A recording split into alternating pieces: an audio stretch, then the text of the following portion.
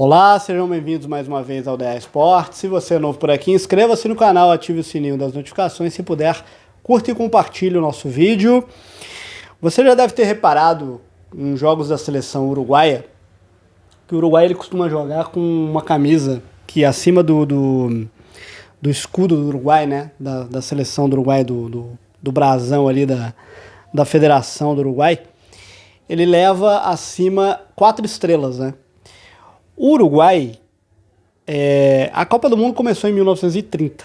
Inclusive a primeira Copa do Mundo foi disputada no Uruguai, foi vencida pelo Uruguai, né? E o Uruguai ele tem, assim, tecnicamente, vamos dizer, oficialmente vamos dizer que o Uruguai tem 2 títulos.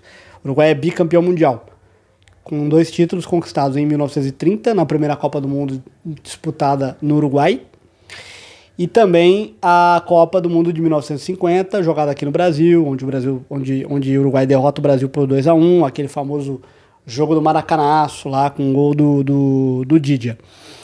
Só que os uruguaios,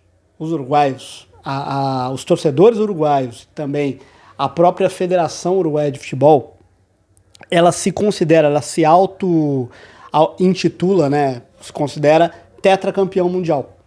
E aí, por que ela se considera tetracampeão mundial? Para entender essa história, tem que voltar um pouco, uns 10 anos antes, né, antes da Copa do Mundo de 1930, e entender um pouco essa história que envolve ali as Olimpíadas, né? Envolve ali o tempo das Olimpíadas. Então, assim, para vocês entenderem, a seleção do Uruguai, ela se considera tetracampeã mundial, porque ela contabiliza, além das 2 estrelas, das 2 Copas do Mundo, os 2 ouros olímpicos conquistados nas Olimpíadas de 1924, em Paris, e 1928, em Amsterdã, na Holanda.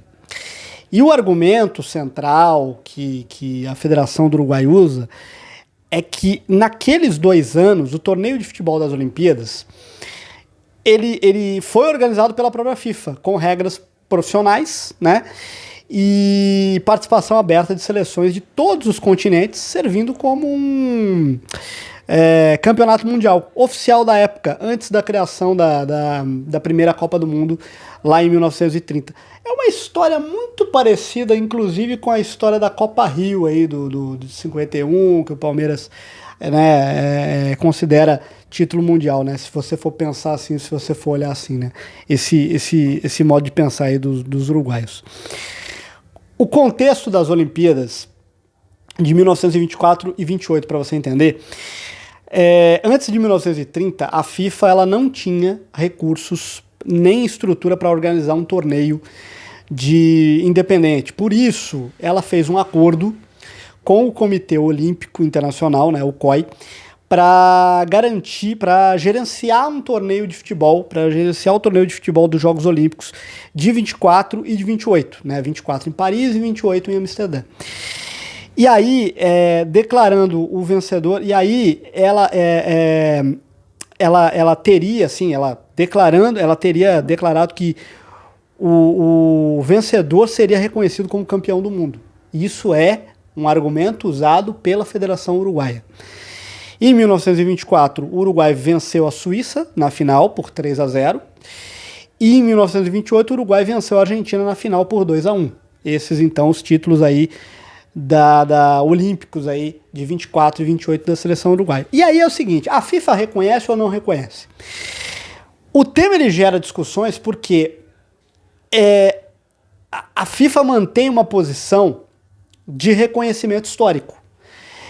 O reconhecimento, assim, oficial, vamos dizer assim, a entidade ela admite que os torneios de 1924 e 1928 foram campeonatos mundiais a nível absoluto sob sua supervisão. Isso isso é a voz da entidade, realmente um reconhecimento da FIFA. As 4 estrelas, e aí, né, a FIFA permite que a seleção uruguaia ela estampe 4 estrelas em seu escudo oficial, um privilégio que é dado apenas a quem conquistou o topo do mundo, né? E assim, outros campeões olímpicos, como o Brasil, por exemplo, eles não colocam, né? Eles não põem estrelas que representem aí os títulos olímpicos. Eu acho que até nenhum outro país faz isso. Eu acho que quando você vê estrelas nas camisas de seleções, de títulos, realmente de títulos mundiais, né? Inclusive nem título de Eurocopa eles colocam, né? Eles não colocam. A Holanda, por exemplo, tem um título da Euro de 88, mas a Holanda não leva nenhuma estrela acima do escudo, se eu não me engano. A Espanha, né, todas as seleções que usam estrelas nas camisas, elas usam em referência aos títulos mundiais, né? A diferença entre Copa do Mundo e o Campeonato Mundial, aí vem aquela discussão que, né, é mais ou menos o que acontece também naquela coisa da Copa Intercontinental com a Copa do Mundo de Clubes agora. Para os uruguaios, a conta é simples. Campeonatos mundiais são 4, 1924, 28, 30 e 50, certo? As Copas do Mundo, né, no caso são 2, 30 e 50. A curiosidade, né, e aí tem uma curiosidade, o sucesso do público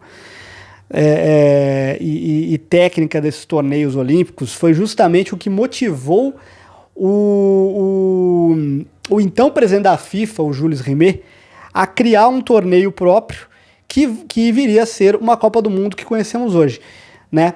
Então, assim, basicamente, o torneio de futebol antes da Copa do Mundo os torneios de futebol a nível mundial que existia, era esse torneio olímpico, do torneio de futebol das Olimpíadas de 1924 e 1928. E aí a primeira Copa do Mundo foi realizada no Uruguai em 1930, né? Oficialmente a FIFA, né, considera primeira Copa do Mundo da história, 1930 no Uruguai, vencida pelo Uruguai, né? O Uruguai conquistou a primeira Copa do Mundo da história lá em 1930. Inclusive a Copa do Mundo vai fazer 100 anos agora, daqui a 4 anos, né? Em 2030. Mas aí fica essa discussão, né? Fica esse debate aí de se o Uruguai é de fato bicampeão do mundo ou 4 vezes campeão, né? Se for seguir essa lógica aí de contabilizar os títulos olímpicos de 24 e 28. Esses títulos de 24 e 28 também deram, foi o que motivou também o apelido do Uruguai, né? A Celeste Olímpica, né? O apelido Celeste Olímpica nasceu exatamente da fusão, né, assim, não foi exatamente só pelos títulos, né, mas foi a cor da camisa, que a cor que os uruguaios escolheram para a camisa foi o uniforme celeste, e essas duas conquistas aí dos anos 20. Então aí ficou o Uruguai, ele leva desde essa época o apelido de Celeste Olímpica, um pouco por essa cor, né, a fusão dessa cor, né, a cor azul celeste, né, que foi adotada pelo Uruguai em 1910, né. Antes disso a seleção não tinha uma cor fixa, né, e a partir de 1910 ela passou a usar esse uniforme azul celeste, como conhecemos hoje, e o título olímpico, né, essa palavra Celeste Olímpica veio exatamente depois das conquistas desses títulos em 1924 e 1928. E o apelido, inclusive, se consolidou depois do segundo título em 1928. E assim, além da questão desse apelido, né, Celeste Olímpica, ter vindo também nessa época, né, a volta olímpica, né, diz a tradição, né, que a famosa comemoração de dar a volta ao campo para saudar os torcedores nasceu com a Celeste em 1924. Então é por isso também o Uruguai teria sido responsável pela volta olímpica, né?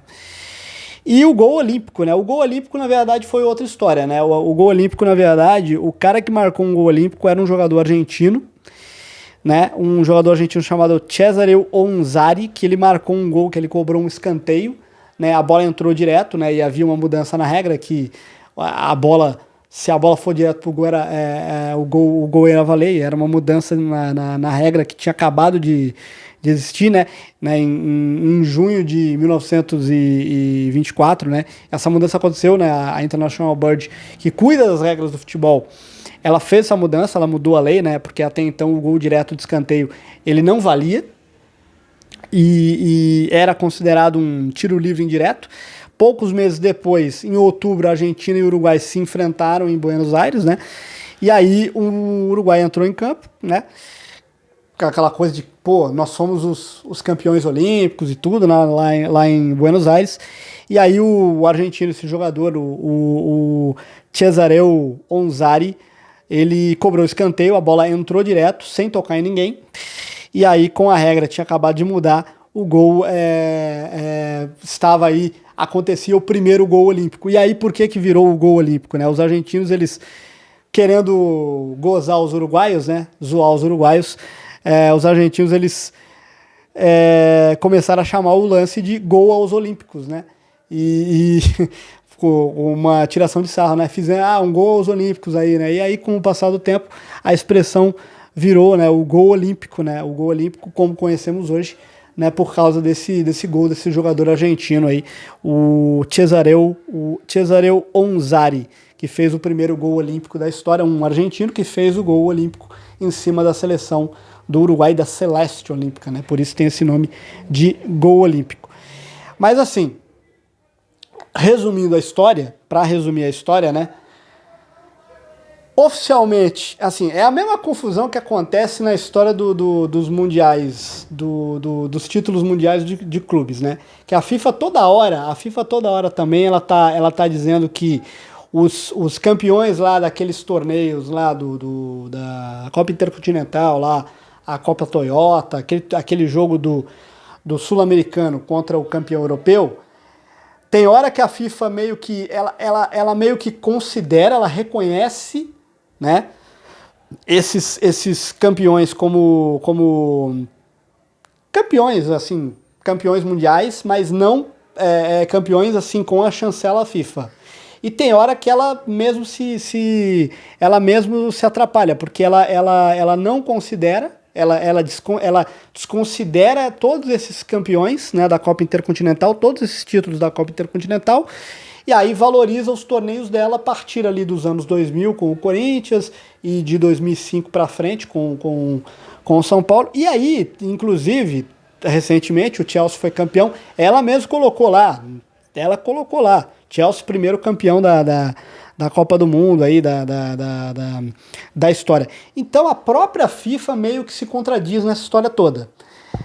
É uma questão de se perguntar para o Gianni Infantino, né? Vem cá, essa história do Uruguai, afinal, o Uruguai é bicampeão do mundo, ele tem 2 Copas do Mundo ou ele é tetracampeão mundial, né? Porque aí fica um negócio meio confuso, assim, fica um negócio assim... É a mesma discussão, por exemplo, que acontece no futsal, por exemplo. No futsal, a seleção brasileira tem, acho que 5 ou 6 títulos no futsal e tem 2 títulos que não são reconhecidos pela FIFA, mas que são mundiais, assim, são aqueles mundiais os mundialitos do passado do futsal. Então essa é uma discussão que existe até hoje. O fato é que o Uruguai leva na camisa as 4 estrelas, né, acima do escudo, e eles se consideram mesmo tetracampeões mundiais. Apesar de, na história das Copas do Mundo, a FIFA meio que, quando ela contabiliza lá, apresenta lá os títulos, né, os campeões da Copa do Mundo, coloca lá que o Uruguai tem 2 títulos. Então é uma confusão que assim, é o Uruguai falando uma coisa e a FIFA falando outra. Mas, enfim, e eu fico imaginando o seguinte, não deve acontecer isso. Mas eu fico imaginando se o Uruguai conquista o título esse ano. Vamos imaginar que o Uruguai conquiste a Copa do Mundo de 2026, lá aí, essa Copa do Mundo dos Estados Unidos. Se Deus quiser, não vai acontecer. Mas o Uruguai conquista o título, é campeão da Copa do Mundo, dessa Copa do Mundo da edição desse ano. E aí, o que eles vão fazer? Eles vão escrever lá que o Uruguai é pentacampeão mundial? Com certeza eles vão, né? Com certeza, porque eles mesmos se consideram tetracampeões do mundo. Mas aí ia gerar a ira dos brasileiros, né? Eu acho que ia gerar a revolta da CBF, né? Nessa história toda, né? Porque o Brasil é assim, oficialmente, o único país pentacampeão do mundo, né? Na história das Copas, o Brasil tem 5 títulos, pentacampeão mundial. Itália e Alemanha têm 4 títulos, né? São tetracampeãs do mundo. A Argentina agora tem 3 títulos, a França tem 2 títulos e a Espanha e a Inglaterra tem 1 título cada, né? E o Uruguai tem 2 títulos, como eu falei, mas os uruguaios se consideram tetracampeões do mundo por causa dos títulos olímpicos de 24 e 28. Mas enfim, é uma discussão que eu acho que não vai ter fim, né? Os uruguaios vão sempre achar que são tetracampeões do mundo e as outras nações, os outros países e talvez a FIFA sempre considere o Uruguai como bicampeão do mundo, né? Mas enfim, é isso que vai acontecer, é isso que vai sempre acontecer, na minha opinião. Mas é isso, se você sabia dessa curiosidade, se você gostou do vídeo, curta e compartilhe, eu fico por aqui e até a próxima!